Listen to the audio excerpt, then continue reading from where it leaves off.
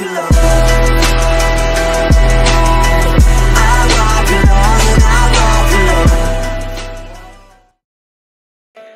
бийлігінде ақшаларды да ақшаларды бәрін саған жездоқа түфей мә береміз.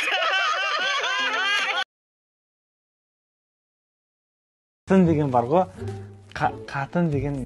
Здравствуйте. Нандай болады ғой қатын деген. Мама, мен айтып жүрген қатын осындай ғой, примерно осындай ақын келіп жүрген мен.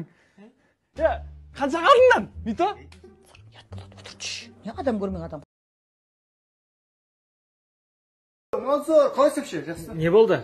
Мансар бар үйде? Жоқ үйде Мансар. Шығып кеткен, азанда шығып кеткен Мансар үйден. Жаңа ғана үйде деді ғой. Азанда шығып кеткен үйден. Иә?